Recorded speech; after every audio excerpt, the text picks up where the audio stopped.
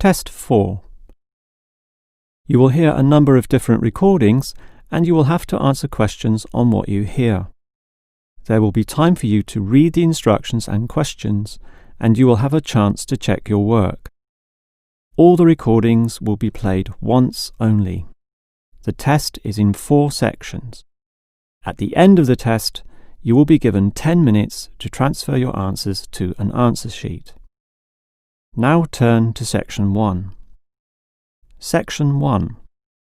You will hear 2 colleagues, Marcus and Ella, discussing a work project. First, you have some time to look at questions 1 to 5.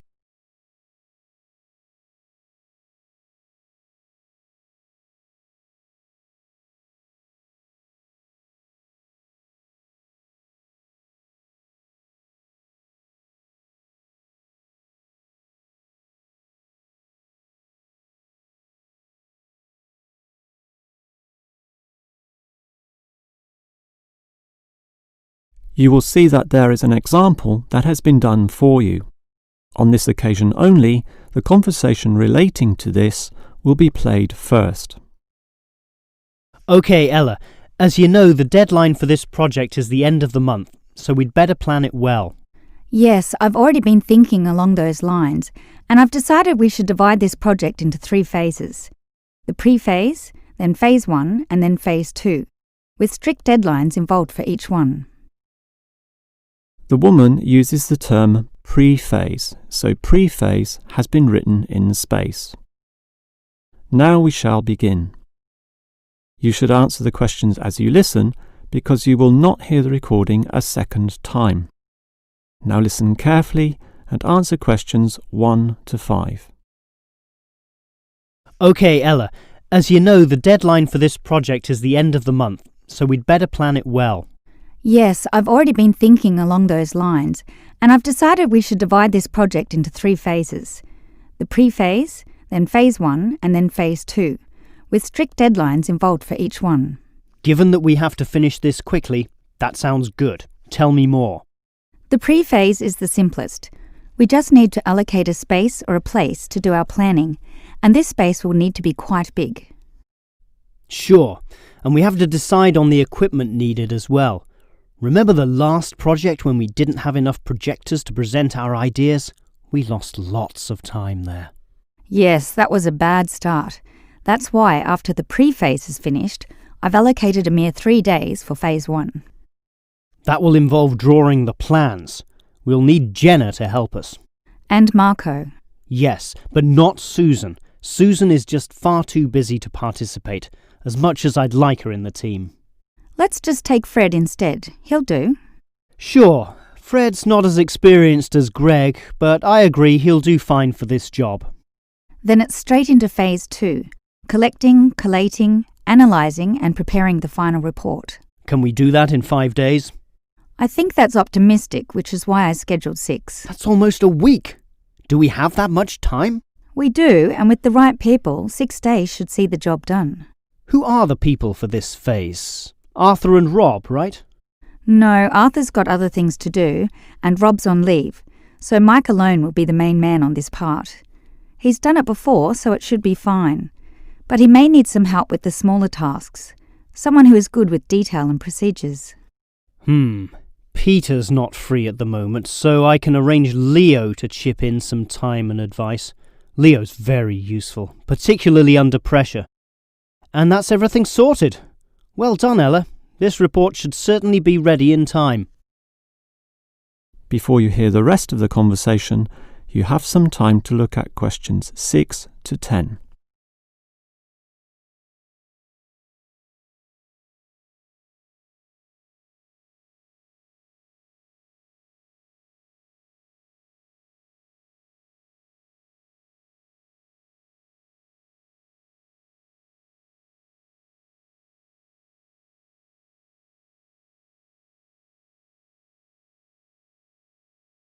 Now listen and answer questions 6 to 10.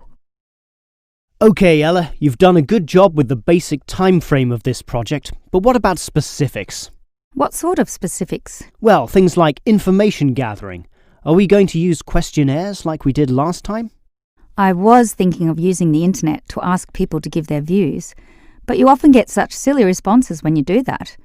I'm of the view that the best way to find out things is to ask people directly, so that's what we'll do. Okay, but that will take longer. We'll probably even have to do some of the work at home. No, I don't think so, as long as we stay back at work for some after-hours meetings. Well, that's better than coming in early. No one functions well in the morning. Also, the final report will need at least 2 appendices. Not only that, we'll have to attach a small booklet to the end, containing printouts of the relevant parts from all the foreign websites we accessed. That will take even more time. Are you sure we can meet this deadline? Yep, I've worked it all out and I'm confident we can do it. Phase 1 should be finished by the 5th, leaving Phase 2 to begin about the 8th or 9th. Now, there's a public holiday on the 10th, meaning that everything should be able to be submitted on the 15th. And after that, we can relax and celebrate on the 25th when the design division gives us approval to go ahead. Ha! You're assuming that the design division will approve this, and that's not guaranteed at all. Oh, come on, Marcus, be positive. You know this should be approved. In fact, I'm even planning the celebration when this is all over. Oh yeah? What's on the agenda then? Well, we definitely don't want to party in the office, do we? We'll want to get away from this place, and we're all too busy with our own lives and families to find a mutual time free for a dinner party. So I thought we'd just buy some nice expensive gifts for everyone who participated. We can just give these to the people here in the office. That sounds fine to me, but make sure they're not too expensive. The budget department will never approve the cost. Don't worry, I know how much I can get away with. All right, I'll leave that with you. That is the end of section 1. You now have half a minute to check your answers.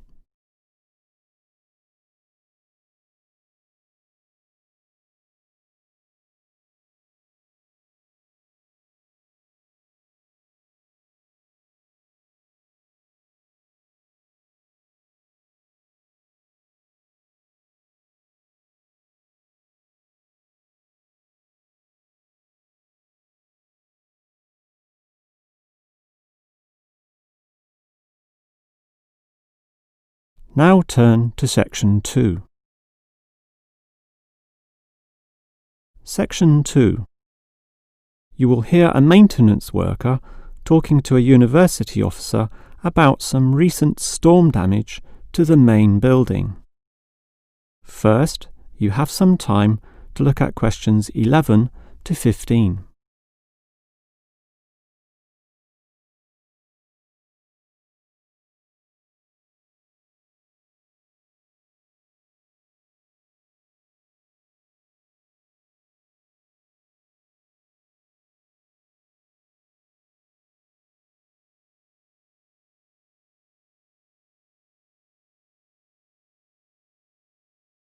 Now listen carefully and answer questions 11 to 15.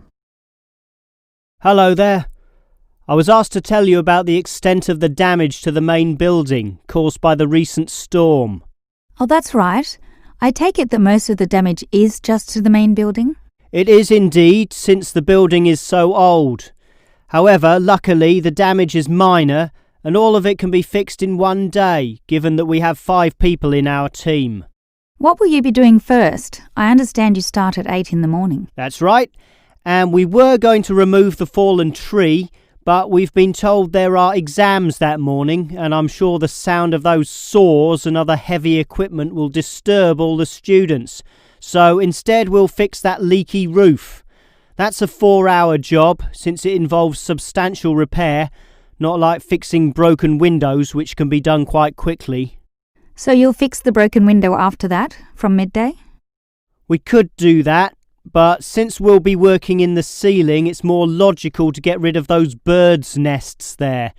It's a small job, but will require crawling inside the ceiling cavity, which is not an easy exercise, so that will take about an hour.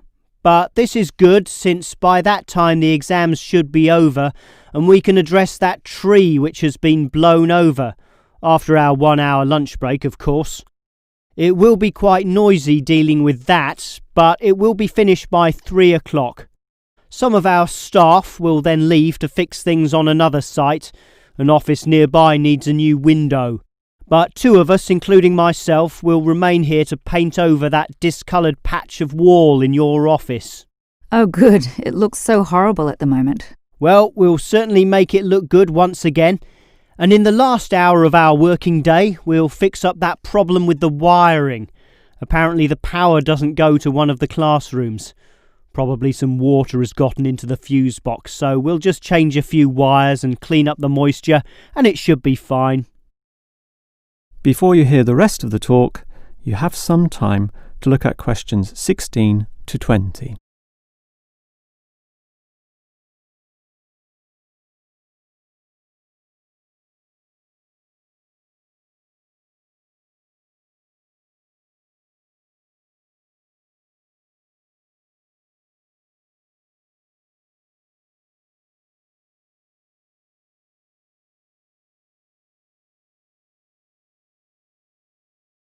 Now listen and answer questions 16 to 20. I certainly appreciate all the effort you and your team are taking to fix things here, but I do have one request. And what is that? You said you're going to paint the back wall in my office. Will it be the same colour as before? Yes, we'll make it a nice white colour. Well, that's the point. I'd prefer it to be yellow to match the furniture. The furniture is orange actually, but I think yellow is a nice match. Can you do that? We can certainly do that. Yellow it is. Certainly a prettier colour than just plain white, or the blue in my kitchen at home for that matter. And we can leave the paint can with you in case you need to do some touch-ups or if the stain reappears. I'll just leave it in the garden shed, the one next to the main classroom. And incidentally, about those birds in the ceiling, I was just investigating and I heard the chirping of little baby birds in there. So there must be some young ones in a nest. I just thought you'd like to know that we can give them to a wildlife reserve. There's one in the next suburb, so that should not be too much trouble. Or you could give them to one of our teachers. I have a colleague who can raise them. I would say the wildlife reserve is a better option, since the people there are used to dealing with animals. And as for that fallen tree, we'll cut it up into small pieces, and that can be firewood in my house, so that won't be wasted either, although the smoke will cause some pollution. But I have a special licence for my fireplace, so no one can object to that. I've noticed also that the university has a garden bin for the smaller items, leaves and sticks and bark and so on, so we can dispose of material in that also.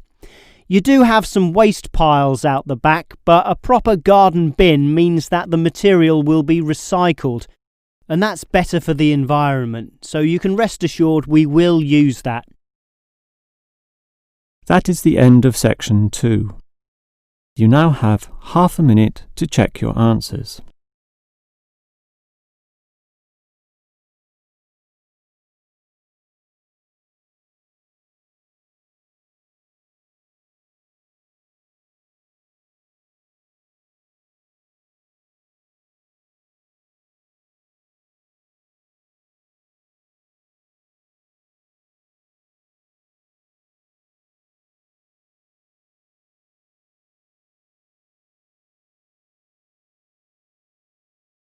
Now turn to section 3.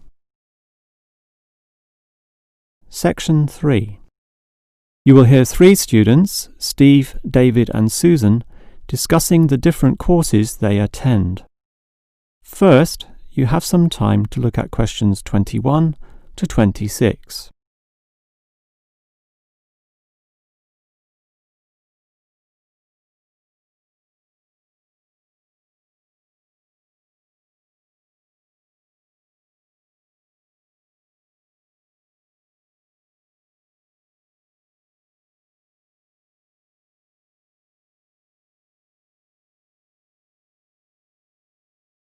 Now listen carefully and answer questions 21 to 26. Well, gentlemen, we've almost finished our second semester at this university. What do you think of all the courses we attend?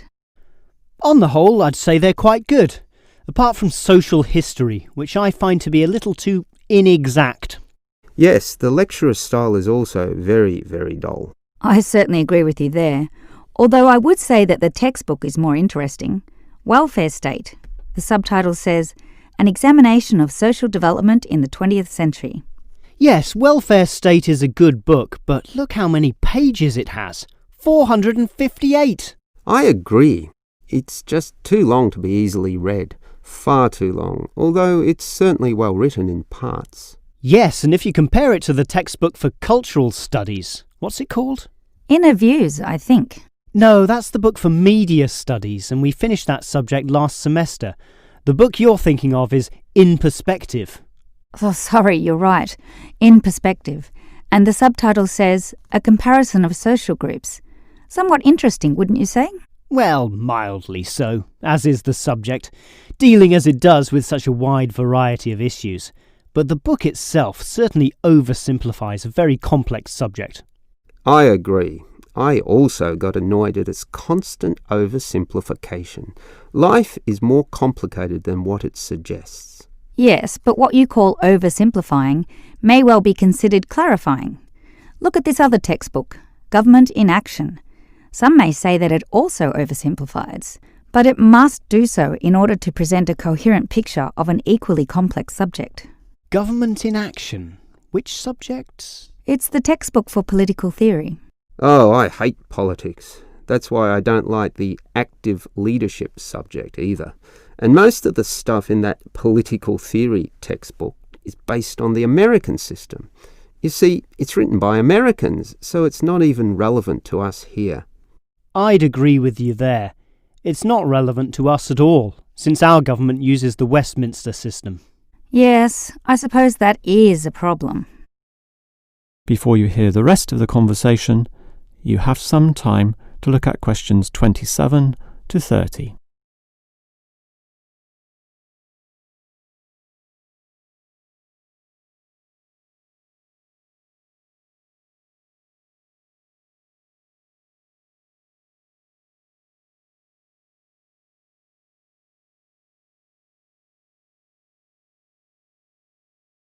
Now listen and answer questions 27 to 30.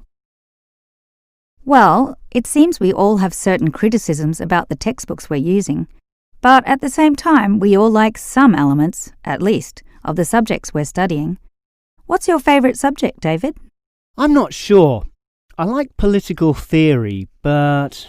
Cultural studies is by far the best, even better than political theory, which I also like, but just not as much. Why do you say that, Steve? I was thinking perhaps social history is worth considering as best. Social history is good, but I made my choice because the subject is relevant to this modern society. But so is social history, and I like the historical element, which the other subjects lack. Even political theory examines history only briefly and in a very narrow way, so I'd say social history is the most rewarding for me. What about you, Susan? I think social history is certainly very good, but political theory is, in fact, the best, since basically every human system boils down to politics. So, despite a certain irrelevancy in the details, the basic message remains as relevant as ever. Oh, Susan, you can't be serious. Let's ask Olive again. She's over there. Olive! Which subject do you think is the best? A difficult question. I'm very interested in culture, so cultural studies is certainly my cup of tea. But I'm politically active also, and hope to pursue this as a career. So political theory would be the one I'd pick. I don't believe it. Even with that irrelevant textbook? Don't listen to him, Olive. You have a right to your own opinion. That is the end of section 3.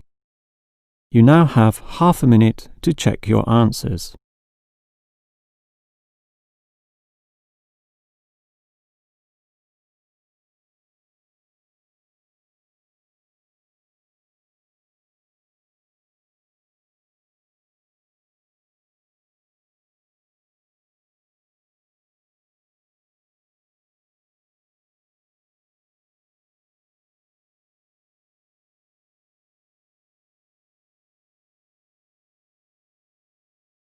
Now turn to Section 4. Section 4. You will hear a lecturer talking about the movement of population towards cities. First, you have some time to look at questions 31 and 32.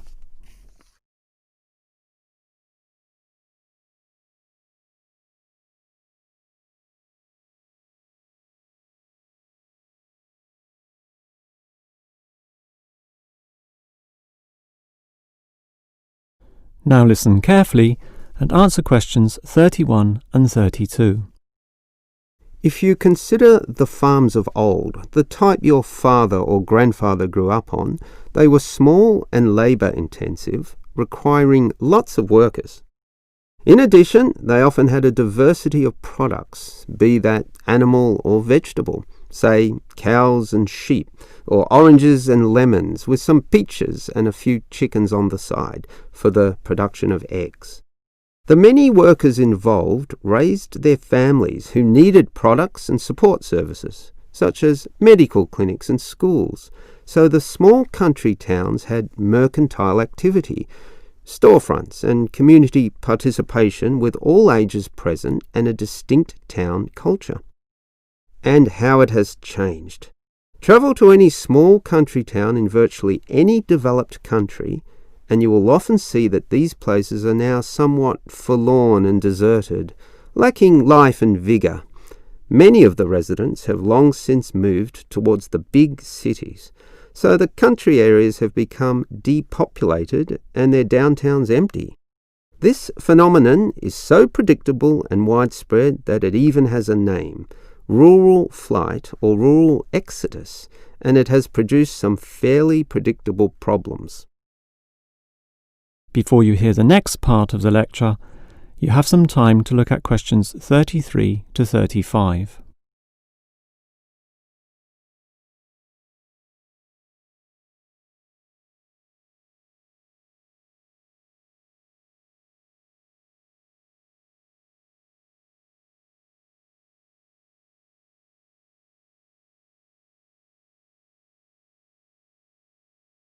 Now listen and answer questions 33 to 35. As for the causes of rural exodus, the most obvious is the industrialisation of agriculture. This comes in two aspects, one of them being monocultural farming practices. What this means is that it is now more efficient to have one product and focus on its needs almost exclusively.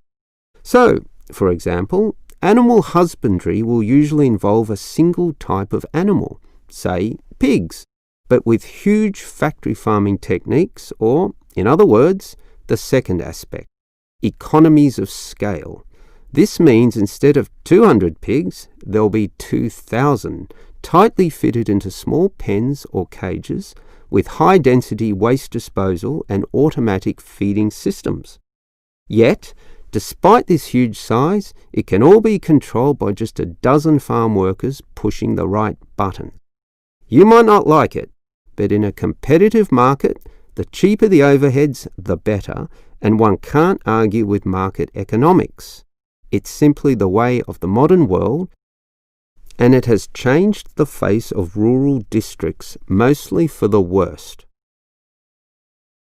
Before you hear the rest of the lecture, you have some time to look at questions 36 to 40.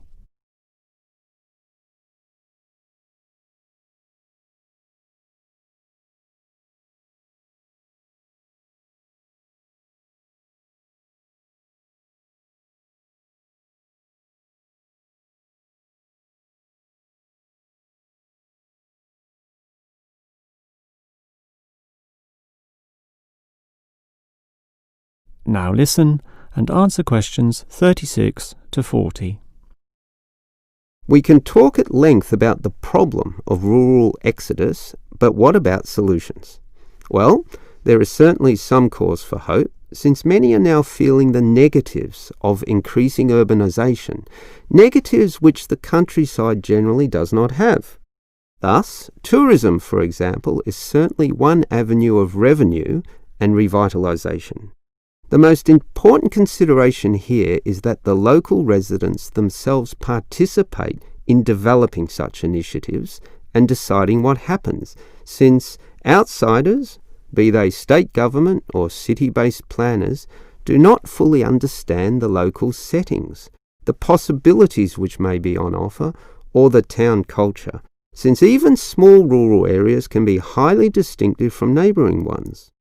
For example, the Daylesford area has developed a tourist industry based on the natural springs there, putting forward the angle that this water is relaxing and revitalising for the health. There has been the development of spas, saunas and small-scale accommodation within its picturesque hillsides. And another solution is to utilise the predominant local product. This takes advantage of the fact that many city people are developing a dislike for factory-produced and packaged foodstuffs. They are becoming interested in products that can be sold directly to them at a cheaper price, while preserving all the freshness from the tree or animal. It is important here that the country area is not only characterised by a specific product, but markets this idea well. For example, many areas of country Victoria have developed widespread grape growing and winemaking facilities and encourage wine tasting tourism, now a thriving industry with an international patronage. Similarly, Harcourt is famous for apples, Shepparton for mature cheeses, and Mildura for its citrus products. Such strategies, done well, give hope that rural areas can revitalise somewhat and once again be lively and interesting places to live in. That is the end of section 4. You now have half a minute to check your answers.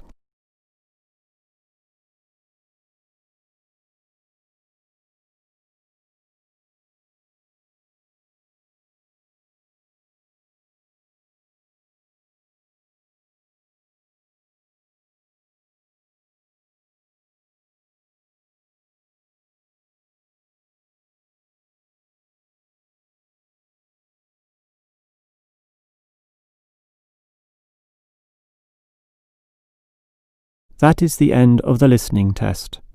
In the real IELTS test, you would now have 10 minutes to transfer your answers to the answer sheet.